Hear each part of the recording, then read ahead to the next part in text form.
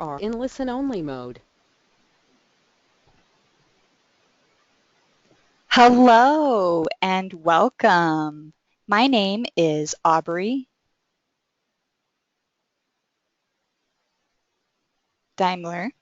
Sorry, just checking on my sound there. I think we're good to go. All right, my name is Aubrey Daimler. I am the founder of Peace with Endo at peacewithendo.com. I am an author and certified holistic health coach supporting women with endometriosis manage pain through natural methods, things like diet, lifestyle, and positive thinking. I want to thank you so much for joining me for tonight's workshop, 21 Natural Sleep Remedies. I'm excited about tonight's session because I'm going to share with you natural ways to help you fall asleep and stay asleep. I'm talking about this topic today since sleep is super important for healing endometriosis, especially deep sleep. And because sleep has been a focus of mine lately. It's something that has gradually shifted for me over the past couple of years. I've been staying up too late, not getting enough sleep in general, and missing out on that deep healing sleep my body very much needs.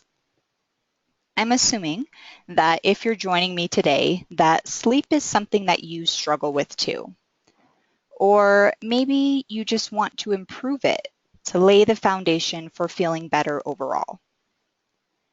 Our lives are busy, and many days there are just not enough hours in the day, and sleep gets put on the back burner. It's become kind of the norm these days to skimp on sleep. But when we do this, we're impacting our immediate health and our body's long-term healing capabilities.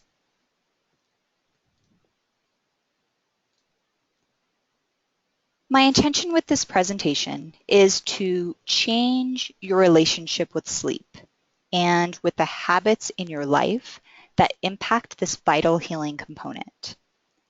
But in order for this to work, you must be here with me 100% with the intention that you are going to make adjustments in your life.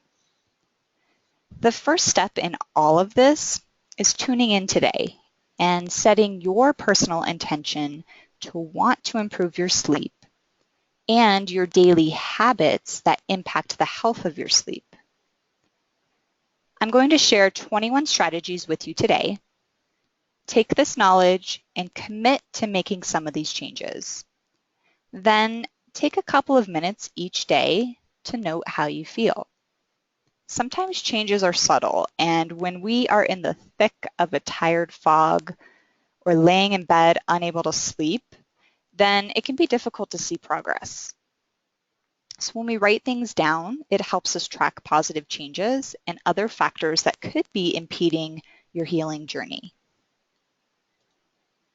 In today's workshop, we're going to look deeper into your natural circadian rhythms and related hormones and how this plays into your sleep. Then we'll get into 21 different factors to help you fall and stay asleep. A lot of the remedies that I'm sharing today are lifestyle changes that will require no additional monetary investment, just your focus and intention to create new habits. I'm not going to touch on many of the over-the-counter supplements out there for sleep, since I think that it's best to try lifestyle changes first. If you jump right into taking drugs or supplements to help with your sleeping issues, then you're really just treating a symptom and increasing the likelihood of your body becoming dependent on these additions. So the remedies that I'm going to share tonight are more focused on lifestyle changes aimed at getting your body back in rhythm so that your hormones fall back in rhythm, so that in turn, sleep comes more easily for you. Some of what you learned today may be new to you. If you find yourself thinking, yes, I knew that, that's great. But ask yourself, how conscious are you of that on a daily basis? What actions are you taking to support yourself in the face of this knowledge? Awareness is key when it comes to making real change. Understanding and applying this knowledge is essential to tapping into your own health. Let's start with the basics of what sleep is. So sleep is a natural state of rest for your mind and body. It's a time when your body regenerates itself. You repair and grow tissue, build bone and muscle, and strengthen your immune system. This is when your body builds up energy for the day ahead. High quality, deep sleep nourishes your immune system, balances your hormones, and improves functioning of your brain. If you don't get enough sleep, especially deep sleep, then your body is constantly trying to catch up, which cascades into a slew of health issues and disrupts your body's natural healing mechanisms. Sleep loss effects include suppression of your immune system, which is not good news if you're dealing with endometriosis or any other chronic condition. If you sleep less than 7 hours, then you'll likely experience sleep deprivation effects, such as feeling depressed or irritable, having poor judgment, and making more mistakes. I most definitely experience these effects when I don't sleep enough. I find myself freaking out about everything, or crying out of nowhere, or just being overly sensitive. With a simple pause and reflection on my sleep habits usually gives me a quick answer to why I'm acting that way. It's definitely something to pay attention to. Another sleep deprivation effect is blood sugar issues. When we don't sleep enough, we crave starches, sugars, and general stimulants like caffeine. Our brains are impacted so that our judgment is lessened and it becomes harder to resist these sources of quick energy. This is your body's natural calling for energy and attempt to balance itself out. Now, let's talk a bit about the natural ebb and flow of your body's rhythms. You have natural circadian rhythms in your body that are controlled by nerve cells in your hypothalamus, in your brain. So the hypothalamus is a master gland of your body's hormonal system. It controls things like hunger and thirst, fatigue, body temperature, and your sleep cycles. So when it comes to our innate rhythm of sleeping and waking hours, nature gives us easy to recognize signs. We should be awake or waking during the light hours and asleep or preparing to sleep during the dark hours. This natural rhythm has been disrupted with the advent of artificial lighting and all the technology around us. We stay up later and are more electronically stimulated than ever before. A lot of the tips that I'm going to share with you tonight are ways to get back in sync with these natural biological rhythms, which will help balance out the natural rhythms that help you to fall and stay asleep. Let's talk a bit about the sleep hormone melatonin. Melatonin is made by your pineal gland in your brain. This hormone helps control your waking and sleeping cycles. When your body is in proper rhythm, melatonin levels begin to rise in the mid to late evening and remain high for most of the night. Then they drop in the early morning hours. Your body's melatonin production is impacted by light. So during the shorter days of the winter months, your body's rhythms change. Your body starts to produce melatonin earlier or later in the day than usual. And this plays a role in seasonal depression. Now, melatonin is available as a supplement, but I'd be cautious in using this for too long.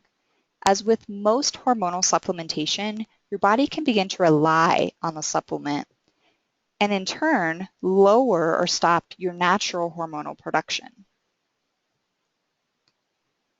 Now let's take a moment to discuss the all-master hormone, cortisol. Cortisol is produced by your adrenal glands. It's considered a master hormone because it comes into play with stress and your natural survival instincts. When cortisol levels are off, then big reactions happen in your body, and this in turn impacts your sleep.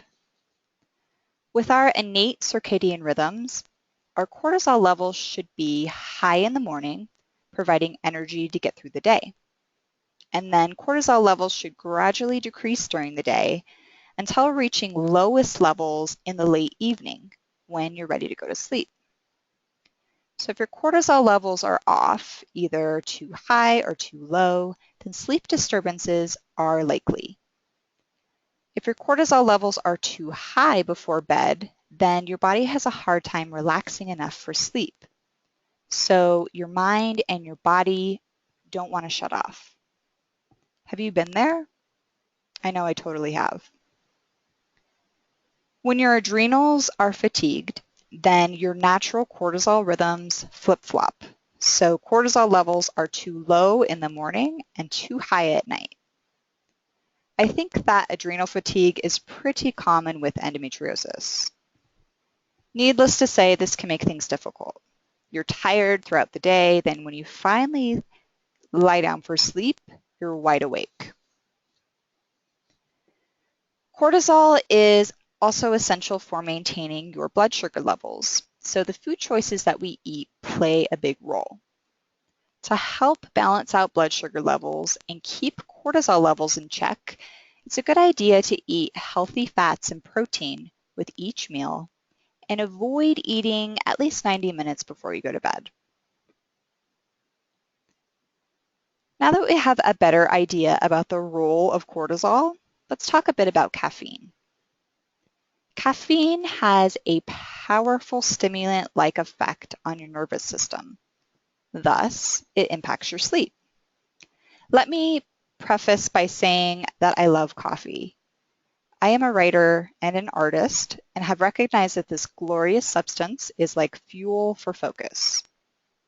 I also have a deep love affair with dark chocolate, which also contains caffeine.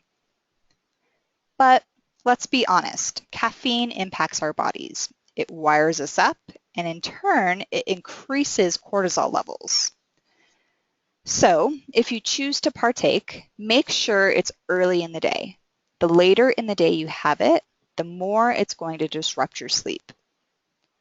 Caffeine has a half-life of about 5 to 8 hours, depending on your individual biochemistry. Half-life means that even after 8 hours, half of the caffeine is still active in your system. So with this in mind, it's good to take a break from the coffee, the chocolate, the tea, whatever your caffeine source. Try not to consume it every day and don't consume it in the afternoon. Better yet, choose to not consume it at all. Now let's talk about a basic component to your natural rhythms, the light in your life. Light signals your hypothalamus and corresponding organs and glands to wake up. Light, especially sunlight, causes your body to produce optimal levels of daytime hormones and regulates your biological clock. Too little light exposure during the day and too much light exposure in the night impacts your body's natural rhythms, thus impacting your sleep. One of the hormones that are impacted by this light exposure is melatonin. Melatonin is responsible for sending signals for your body to get optimal sleep. It's secreted as it gets darker outside. So if we're constantly surrounded by light, this messes up our body's natural signals. If you get more sunlight exposure during the day and less light exposure late at night, then you've picked up on a vital pattern to improving your sleep. Your body's natural circadian rhythms are most responsive to sunlight in the early morning hours before 8:30 a.m. So make it a habit to step outside, get some sunlight exposure early in your day. Even if it's cloudy outside, the sun's rays will still make their way through and influence your hormone function. If you're stuck inside all day, make it a habit to take a break. Step outside, soak up the sun. Shoot for at least 30 minutes outside a day. And try and pick a similar time to help build upon your body's natural rhythms, which are primed with consistency. If you're not able to get sunlight during the day, then there are also light boxes available that simulate sunlight. While these are not the same as actually soaking up real sunlight, they can still provide benefits, especially in the winter months. As humans, we are naturally tied to the earth. Our ancestors came in contact with the earth's surface on a daily basis. Today, many of us go days, weeks, or even longer without coming in contact with the surface of the earth. We are tied to our shoes and carpeted floors. How often do you get out and get barefooted outside? There are so many benefits to touching the Earth's electromagnetic surface. The human body is highly conductive. We run on electromagnetic energy too. It's running through your nervous system. You're giving off and receiving energy all the time. When we connect our feet, our bodies to the earth, then we take big steps to reducing inflammation. This practice is often referred to as grounding. Grounding has shown to reduce stress. Those who practice grounding each day have reduced nighttime levels of cortisol. This is a big deal if you're struggling with falling asleep. Grounding has also shown to improve sleep quality. Who knew? So when you step out to get some sunlight, try and get some earthly connection too. If you're not able to get outside all the time, or if it's freezing cold outside and barefoot on the ground is not appealing, then there are earthing mats you can buy and even earthing sheets that can be connected to a grounding rod outside of your home. These deliver the electrons of the earth right to you, and all you need to do is touch them to any part of your body. Studies have shown that people who exercise in the morning sleep longer and have deeper sleep cycles. One study showed that morning exercisers had up to 75% more time in the healing deep sleep stage. If you work out at night, then this raises your core body temperature, and it can take 5 to 6 hours for it to come down again. So if you work out too close to bedtime, you can prevent yourself from getting the best sleep possible. If morning workouts are not an option, then try and get it done by 4:30 p.m. So that way you have 6 hours for your body temperature to drop before bed. Exercise choice can play a role in sleep as well. If you are doing high intensity exercise, then this raises cortisol levels in your body. And over time, this can overload your endocrine and nervous systems and keep you up at night. For the best hormonal response, aim for lower impact exercise choices like walking or yoga. Lifting weights can also help trigger more anabolic hormones that will help you to sleep better.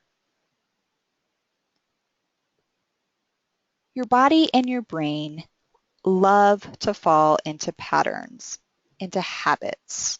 Once we do things enough, it becomes an unconscious activity. This frees up space for your brain to do other things. It's the same with sleep.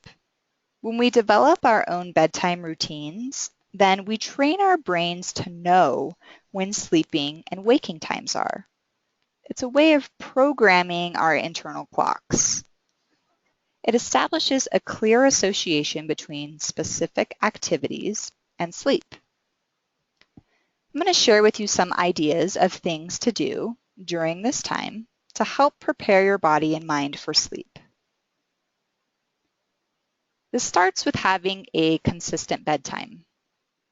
To take advantage of the most healing deep sleep, it's best to get to bed no later than 11 p.m.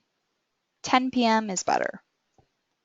During 10 p.m. to 12 a.m., human growth hormone is released, which helps to repair and maintain healthy tissues.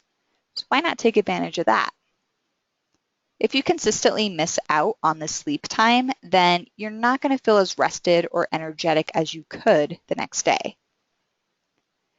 In addition to having a set bedtime, it's also good to have a consistent waking time. And as mentioned, wake up, get some light in your life, step outside, breathe the morning air. If you can, step out and let your bare feet connect to the ground.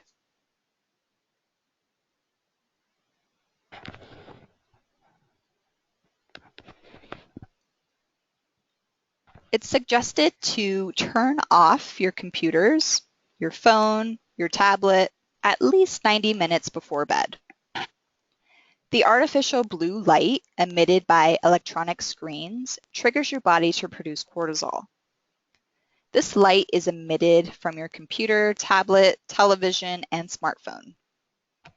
These short wave blue lights suppress the release of melatonin. And with long-term consistent use, this can disrupt your natural circadian rhythms. If it's not possible to unplug during this time, or if you have extenuating circumstances and have to be on your screens, then there is a free application called Flux at justgetflux.com that eliminates the problematic blue light from your computer screen. So what do we do in the last 90 minutes of the day if we're not in front of our electronics? Reading fiction before bed is powerful for relaxing the overused analytical left part of your brain. It helps you disconnect from your stress and worries and fall into another world. Now, it's best to read from an old school paper or hardback book. But fortunately, my Kindle does not release the blue light that disrupts sleep. It's more like reading a paper book. However, it is still electronic, so it is still releasing some energy. So if you can refrain and go with an old school book, this is the better choice. Another thing we can do in a bedtime ritual is meditate. This doesn't have to be anything fancy. Simply find a comfortable place to sit or lie down, take some deep breaths, and allow a sense of relaxation to come over you. My favorite type of meditation is a simple mindful one. With this, you connect with your breath and become aware of your surroundings and your senses. How do you feel? Bring focus to different parts of your body and invite them to relax. Slow down your breath and allow it to flow through to all of your body parts. Imagine it filling you up. Sometimes I use a visual of light entering each piece of my body and filling me up. Find a simple practice that works for you. Meditation is very relaxing and is a great way to get your body and mind in a place settled for sleep. Shavasana, or corpse pose, is a yoga resting pose that allows your body a chance to regroup and reset itself. Even your deepest muscles have the opportunity to let go and shed their regular habits, if only for a few minutes. This pose puts your body in a deep relaxation that decreases muscle tension and anxiety and provides the basis for a sounder sleep. It relaxes your central nervous system, calms your mind, and decreases beta brain waves to prepare for sleep. To do Shavasana, lie down on your back, let your feet fall out to either side. Bring your arms alongside your body, slightly separated from your body, and turn your palms upward. If lying with your legs lengthened out causes discomfort in your lower back, then you can rest with your knees bent or place a pillow or bolster under your knees. Then relax your whole body. Let your body feel heavy. Fall into the pose. Focus on different parts of your body, soften and release. Let your breath occur naturally. And remain in this position for at least 5 minutes. Keep your mind aware. When you're ready to come out of it, just move your fingers and toes. Bring your knees to your chest, roll to your right side, keeping your eyes closed. Then slowly bring yourself back up into seated.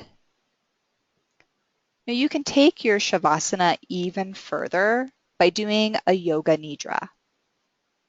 In a nutshell, this is a physical exploration for peace. You can find guided Yoga Nidra routines online for future reference. But here's a basic routine I found that could help. So as you're laying flat on your back, notice sensations around you. Sounds, smells, tastes, colors, lights. Relieve tension and allow relaxation to spread through you. Become aware of your breath. Sense your body breathing by itself. Notice the rise and fall of your abdomen with each breath. Observe the natural flow of air in your nostrils, throat, and ribcage. Feel each breath as flowing energy coursing throughout your entire body.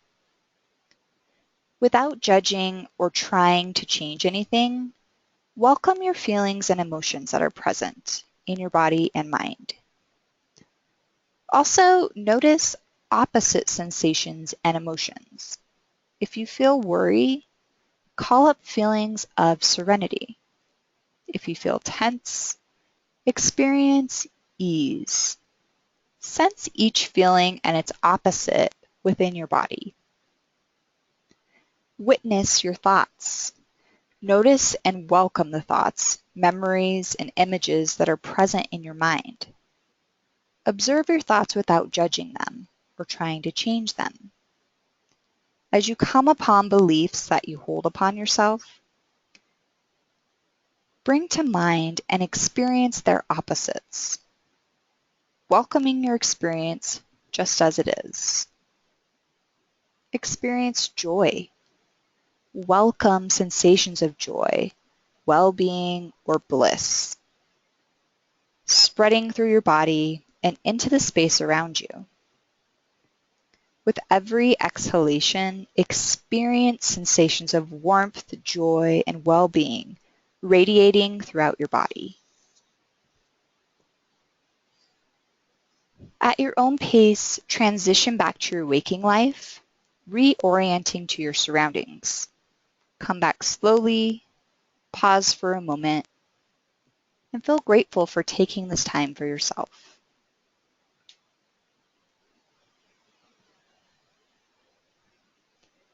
Another option is a warm bath.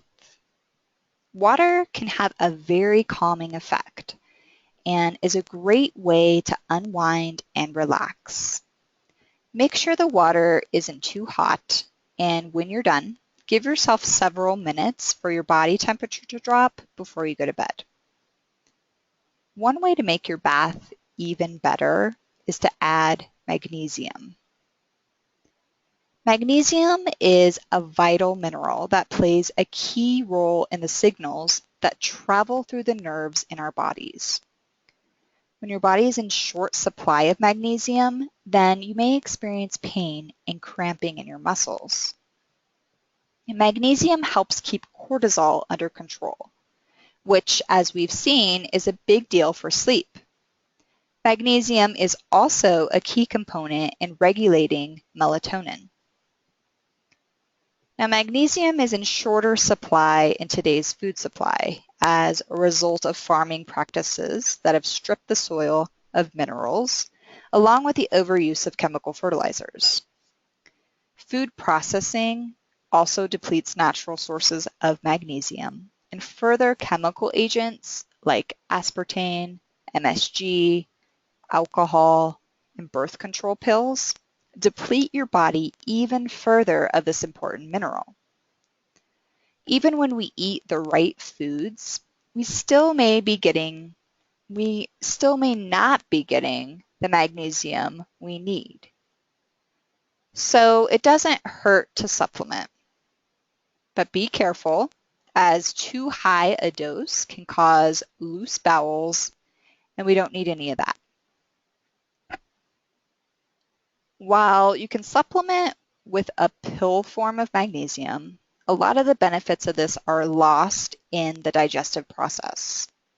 Magnesium is actually best absorbed through your skin. One way to do this is with an Epsom salt bath. Epsom salt contains magnesium sulfate. Now, this is my go-to choice for sore muscles or pain. Another option are magnesium flakes. You can also buy magnesium oil. Rub a few drops before bed. That's going to help your body relax and prepare for sleep.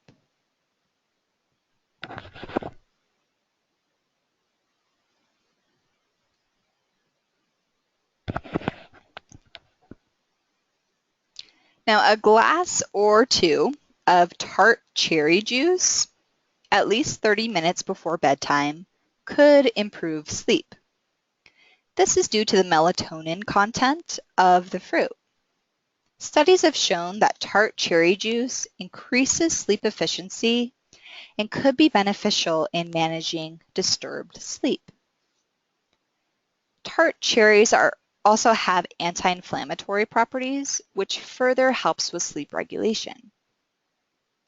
You don't need much of the juice, which is good because it's tart. Did you know that honey can improve the quality of your sleep? Raw honey contains an adequate supply of liver glycogen. Your body consumes about 10 grams of glycogen per hour. So if we eat dinner at 6 p.m. and go to bed by 11 p.m., then your body will have used up to half of your liver's supply of glycogen, leaving less than what is needed for sleeping hours. Sleeping time is actually an active time for your body and energy driven. Even though we are sleeping, our body still needs fuel to perform the important tasks of replenishment. When you eat a little honey before bed, you restock your liver with glycogen so that your body is fueled. When your body does not have enough glycogen, then you wake up during the night. This could be the case if you wake up between 2 to 4 a.m. Does that ever happen to you? Eating a little honey before bed also contributes to the release of melatonin. Now, you only need about a teaspoon of honey and eat it on an empty stomach.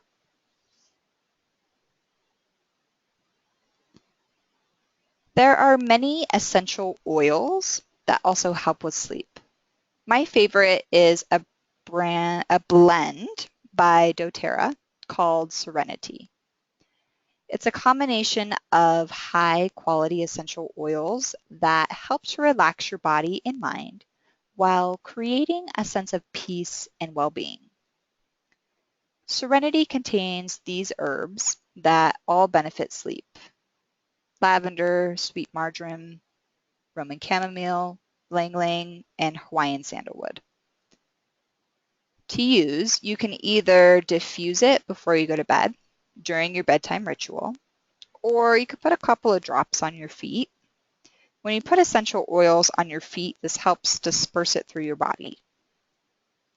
Another option would be to put a drop or two on your pillow. I am a doTERRA representative, so if you're interested in trying out a free sample of Serenity, please get in touch with me at peacewithendo.com, or my online store is on the screen here, mydoterra.com, /peacewithendo. Another great way to end your day is with some writing. Journaling is a great way to release the thoughts in your mind. Oftentimes, I lay awake and think about all the things I need to get done the next day. Do you ever do this? One thing that helps me is writing out a to-do list or crossing off a to-do list. Again, emptying my brain so that I have space for relaxation. Another option is to write down 3 to 5 things that you're grateful for today. This is a known stress reliever and helps to finish up your day on a positive note. What are you grateful for today?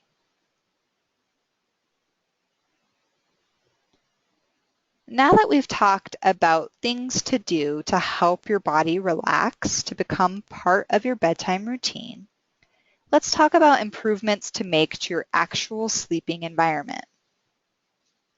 First, let's talk about temperature.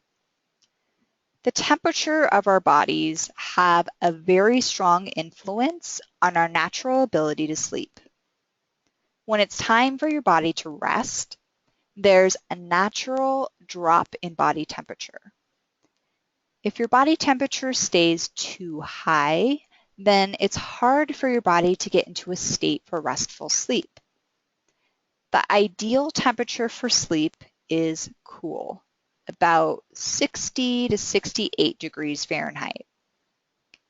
I tend to get really hot when I sleep, and this gets worse in different parts of my monthly cycle. This relates to out-of-whack hormones, usually a lack of progesterone. If you struggle with night sweats too, then you'll know just how much body temperature can throw off your sleep. Your hypothalamus is responsible for body temperature and is very much impacted by stress. So it's not just the environment that needs to be cool, your mental mind state needs to be too. Some of the earlier suggested bedtime habits are designed to help with this.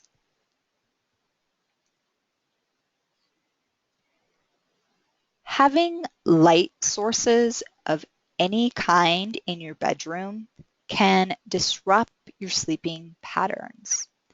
In fact, it's been shown that exposure to light during usual hours of sleep suppresses melatonin levels by more than 50%. One way to help black out all light are with blackout curtains. I have a pair of these in the bedroom and noticed a shift right away by having them in place. Make sure you block out any other light sources. This could be from an alarm clock or any other light source that could be present. Darkness is the way to good sleep. Do you sleep with your cell phone in your room? Do you sleep with it right next to you? Is this the last thing you look at before you go to bed and the first thing you check in the morning? How you begin and end your day has a huge impact on your life.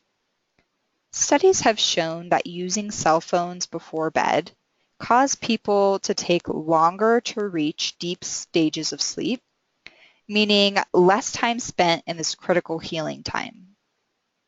This means that your body has a diminished ability to heal. Depressed immune function, depressed hormone function, poorer performance all day. When you immediately check your cell phone or tablet first thing in the morning, you're putting other people's energy above your own. These are vital energy times for you and should be built around your goals and intentions for the day, or gratitude at night.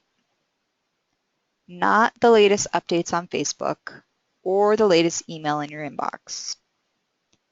As we talked about earlier, the light that's emitted from your cell phone or tablet triggers daytime hormones, which delays the release of melatonin. So get your phone out of your bedroom at night. Invest in an old school alarm clock that has a dimmer or no light at all. If you must have your phone in your room, then switch it to airplane mode. This helps remove the damaging electronic signals that easily disrupt your sleep. In addition to your cell phone, keep your television out of your bedroom too. This is a carrier of sleep-disturbing energy. It took me years to convince my husband of this, but I've held strong and have left the television out of our room for 4 years or so, and it has helped. There were times in the past when I fell asleep to the television, and not only is the electric energy damaging my sleep rhythms, I was also being succumbed to the messages of the shows and advertisements infiltrating my subconscious mind. So take a stand for your sleep, kick the TV out of the bedroom. So we've covered some lifestyle changes that can be made during the day, habits we can develop for a healthy bedtime routine, and how to position your room for the best sleep possible. Now, I want to talk a bit about what we are sleeping on. When was the last time that you changed out your mattress? I made a mattress purchase at the beginning of the year after waking up each day with so much pain in my lower back, hips, and neck. I recognized the fact that my mattress was having a big impact on how I was feeling. So I started to do some research on which mattress to buy. Come to find out that mattresses are super toxic. This is because many of the conventional mattresses out there are made with fire retardants and other chemicals that seep up as gases and are absorbed in our bodies when we sleep. This is not a good thing if you want to heal from a chronic condition like endometriosis. Sleep is a time when your body should be renewing itself. It does not need more toxins to deal with. We spend at least a third of our lives in bed. Taking this into perspective, I realized it was time to invest in a new mattress. This is when I came across a company called IntelliBed. Their mattresses are made up of a unique IntelliGel technology that decompresses and relieves pressure on your spine. It anchors your body into this gel that gently holds your body in place. This keeps your hips and shoulders level and prevents back pain. The design of the mattress reduces painful pressure and prepares your body for a restful night of deep healing sleep. IntelliBed reduces pressure points, so it eliminates tossing and turning and optimizes that deep, restful sleep that we so need. Best of all, it's made of safe, non-toxic materials. Deep, healing sleep is so critical for those of us dealing with chronic pain, and the mattress you sleep on plays a pivotal role in this. Research shows that your body repairs itself during stages 3 and 4 sleep. If you're sleeping on a mattress that does not provide the proper pressure relief you need, then you're not going to achieve this level of healing sleep. I've been sleeping on my IntelliBed mattress for about 6 months now, and it has truly changed my life. I feel more rested and wake up with less pain in my lower back, shoulders, and hips. So I talked with an IntelliBed rep today and was able to secure a special offer for you if the IntelliBed interests you. Right now, you can save 10% off any of their mattresses, plus get 2 IntelliPillows and a set of bamboo sheets valued at $500 for free. I love my pillows and sheets too. Now, this offer is only good through November 14th. Check out their beds at intellibed.com, and if you decide to make a purchase, use the promo code PEACEWithEndo to save 10% and get all these extras.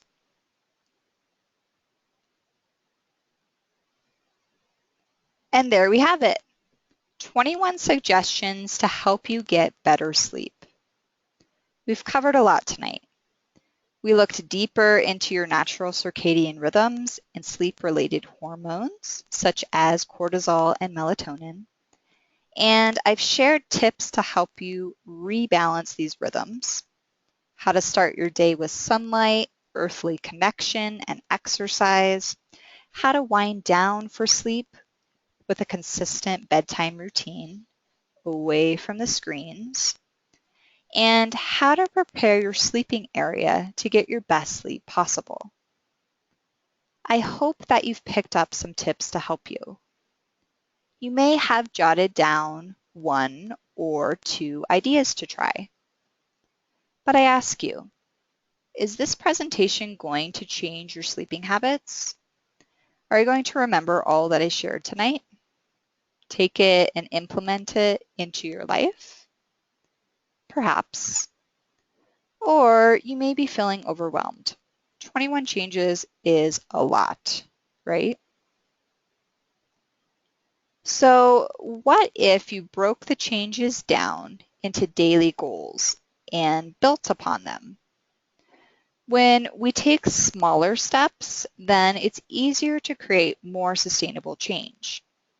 So I've done just that with the introduction of the free 21-day sleep challenge. I'm excited for this. I do better with focus and challenges. Are you the same way? If you're serious about improving your sleep, then this is a great way to implement the steps I've shared tonight. When you sign up, I'll send you a list of items to get prepped for better sleep. Then each day, I'll email you a step to implement. Even if you only implement some of the 21 changes, you should still see results. Since focusing on these steps over the last couple of weeks, my sleep has improved significantly. I've been feeling more rested, more balanced, and more energetic. And I want the same for you. You can find out more about the 21-day sleep challenge and sign up at peacewithendo.com/21-day sleep challenge. Now, it can be helpful on any healing journey to have support. I invite you to join the private support group I started on Facebook called Finding Peace with Endo. This is a safe, positive space with other fellow Endo sisters there to support your healing journey. I would love to see you there for further connection and support. If you need even further support with the information that I've shared tonight, or with any other issues related to endometriosis, then I do provide one-on-one health coaching services. As your coach, I'd create a supportive, motivating environment that will help you achieve your current and long-term health goals. I think many times we know what we need to do, but maybe struggle sticking with things. Having accountability in the process is priceless. That will be my role as your health coach. If this piques your interest, then I'd like to invite you to a complimentary discovery session. Head on over to peacewithendo.com and schedule a time to chat. I'm going to open it up for questions now. If you have anything you want to ask me, go ahead and type it in the chat box and I will do my best to answer it.